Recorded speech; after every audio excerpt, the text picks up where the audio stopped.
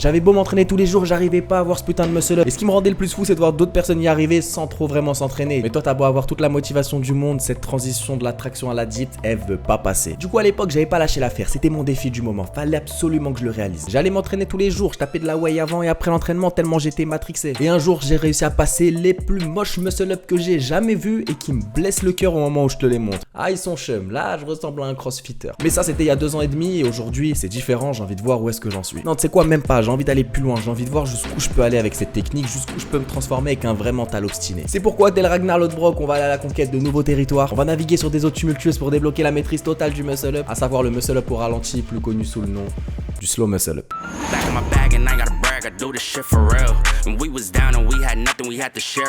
Avant de commencer, il faut que je te montre mon niveau actuel. Il y a eu pas mal de routes parcourues depuis mon premier muscle up. J'ai d'ailleurs fait une vidéo dessus que je voyais dépasser le 1 million de vues tellement j'avais un ego mal placé. En même temps, j'ai un peu niqué ma santé sur ce défi. Fallait que je fasse 100 muscle up par jour pendant 30 jours. Après, j'avoue, j'ai un peu pleuré quand j'ai vu que la vidéo elle avait été vue que par mon père et Kylian. Mais au moins, j'ai amélioré comme jamais ma force brute. Et en plus, grâce à ce défi, j'ai réussi derrière à débloquer un muscle up plus ou moins strict. Du coup, en termes de force, je pars pas de zéro. Je te mentirais si je te disais que tu vas mettre le même temps que moi à obtenir le slow muscle up. Ce que je peux te dire par contre, c'est comme toi, je pars de loin. Et comme toi, mes premiers muscle up, ils ressemblaient à des chewing-gums. Mais qu'à force d'entraînement, de répétition, j'ai réussi à obtenir un muscle up que je te souhaite aussi d'obtenir. Alors, on revient à notre vidéo dans laquelle je vais te montrer comment je me suis entraîné pour obtenir le slow muscle up. Et je vais même te donner quelques petits hacks pour que tu essayes de l'obtenir le plus rapidement possible. Allez, c'est parti pour le jour 1 du défi apprendre le slow muscle up. Waouh, c'est les poignets qui posent problème. Faut que je passe le poignet dessus, paume de main sur la barre.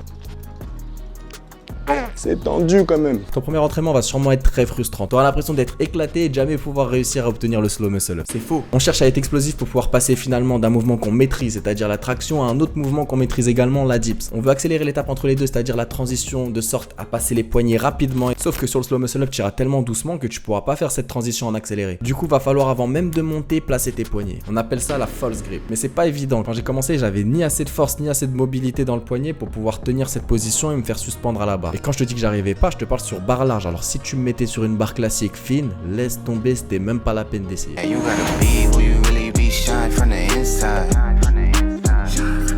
Du coup, le plus important, ça va être de l'obtenir dans un premier temps. Pour ça, je vais te donner 2 exos que moi, personnellement, je fais au début de chaque séance pendant 10 minutes. Ce premier exo, c'est le plus important. Il t'aidera à casser ton poignet à plus de 90 degrés. Il te donnera toute la mobilité nécessaire pour la false grip. J'ai fait ça absolument chaque début de séance, 3 séries de 10 répétitions lentes. Et tu peux remarquer qu'au départ, j'arrivais même pas à tendre les bras, j'étais encore trop raide, mais avec le temps, j'ai gommé le petit angle au niveau des coudes pour obtenir un résultat bras tendu. Fais bien attention à garder tes doigts sous la paume de main parce que si tu les sors, ça annule l'étirement et ça devient beaucoup plus simple de tendre les bras. Du coup, garde bien les doigts sous la paume. Là, avec cet exo, tu auras la mobilité nécessaire pour venir casser le poignet. Mais après, la step d'après, c'est de venir mettre de la force dessus. Et là, ça devient tout de suite compliqué. Pour ça, j'enchaînais avec un deuxième exo. Je prenais une balle de tennis, je venais casser le poignet et là, j'exerçais de la force dessus. Fais en sorte de bien utiliser tes doigts parce que c'est ces derniers qui viendront agripper la barre pour pas que tu glisses. Et pour ça, cet exo, il est parfait. Ces 2 exos que je t'ai montré, tu seras obligé de les faire au début de chaque séance si t'as vraiment envie d'avoir la false grip. Après, je vais être sincère avec toi. Si tu les fais pas, c'est ton problème, mais tu vas mettre 2 fois plus de temps à obtenir le slow muscle.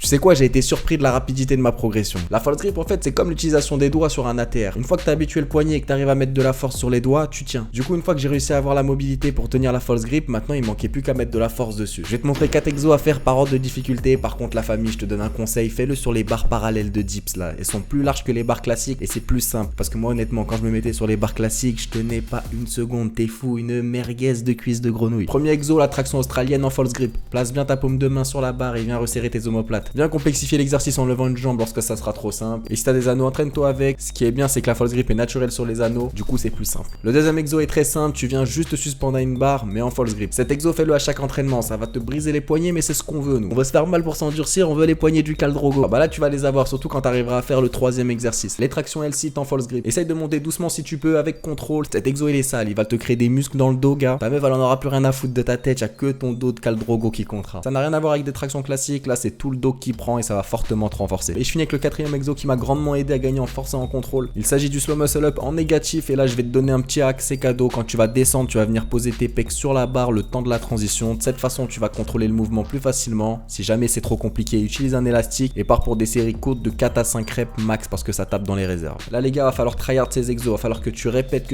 Prends aussi du repos, c'est très important. Fais pas l'erreur de faire plus de 3 séances par semaine, c'est déjà bien. De toute façon, tu vas t'en rendre compte par toi-même. Et un beau jour, en voulant réaliser le slow muscle up sur barre parallèle, tu vas être super heureux d'apprendre que tu l'as débloqué.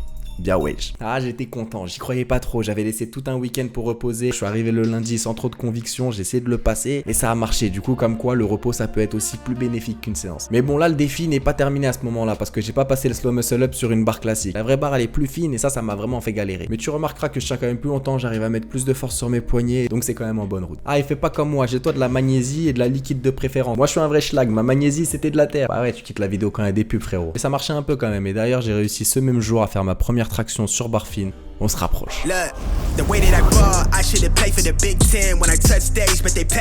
Mon premier slow muscle up sur barre parallèle en poche, là ça devient plus intéressant parce que ça devient un peu plus concret. Là mes entraînements ils commencent à ressembler à ceux du calme. Dès que j'arrivais au street, après mes échauffements, la première chose que je faisais c'était des slow muscle up sur barre parallèle. Même si c'était pas incroyable, au moins j'arrivais à en faire et ça c'était vraiment plaisant. D'ailleurs j'hésitais pas à tricher en posant mes pecs sur la barre pour m'aider. Dans tous les cas, même là je travaille fort. Mais à partir de ce moment là, ça y est, j'ai un nouvel objectif, c'est de le réaliser mais sur les barres fines. J'ai donc continué à bosser ma grippe à chaque entraînement, parfois même au milieu des entraînements et j'ai rajouté un nouvel exercice. Les slow transitions. Je sais pas du tout comment ça s'appelle en vrai, mais le principe est simple, tu pars en dips, tu descends doucement jusqu'à ce que tes coudes passent en dessous de la barre et t'essayes de remonter. Là on est sur un gros travail de force étant donné qu'on se concentre uniquement sur la phase la plus difficile. Tes coudes vont prendre très cher, donc commence avec une seule répétition, prends ton temps sur la récup, ça m'a mis plusieurs séances avant de réussir, mais à partir du moment où c'était dans la poche, ça m'a permis d'avoir un slow MU plus quali sur barre parallèle et je me suis même rapproché petit à petit du slow MU sur barre fine. J'étais plus très loin, je sentais que mon dos se développait et que mes poignets se renforçaient, là j'étais vraiment à ça d'atteindre mon objectif.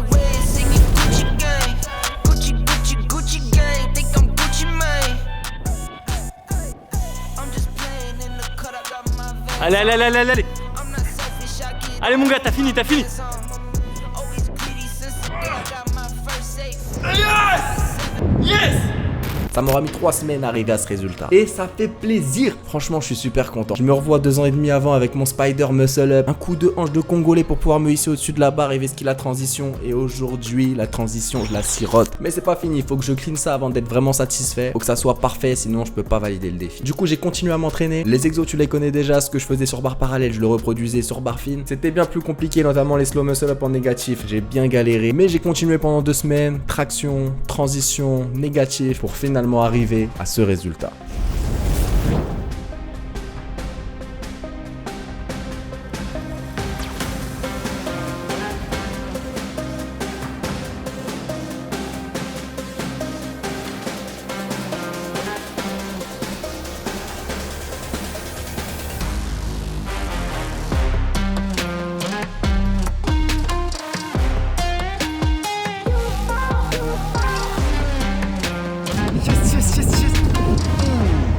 Bon, je crois qu'on peut dire que le défi est validé, j'ai un tout petit peu les pieds en avant, mais ça je vais le corriger, hein. Je vais continuer de toute façon à le travailler et un jour je serai complètement gainé, mais ça je pense que c'est des semaines, voire des mois. Donc je laisse ça plus tard. En tout cas c'est validé. Voilà la famille, je pense avoir validé le défi du slow muscle up. Je suis pas encore capable de pouvoir réaliser plusieurs slow muscle up d'affilée avec le corps bien gainé, bien aligné, mais je vais continuer à bosser pour pouvoir y arriver. Pendant ces 2 ans et demi, j'ai pas fait que des muscle up, au contraire, à un moment donné, j'en faisais plus du tout. Ce que je veux dire par là, c'est que toi, si tu continues à t'entraîner sans t'arrêter, tu vas pouvoir obtenir ce niveau plus rapidement que moi. Il te faudra juste progresser objectif après objectif, bien planifier tes entraînements, te munir de patience et surtout d'un mental d'obstiné. Si t'as aimé la vidéo, fais-le moi savoir en commentaire. Si tu t'abonnes, t'es un putain de crack. Et en attendant, entraîne-toi bien, mange bien et obstine-toi.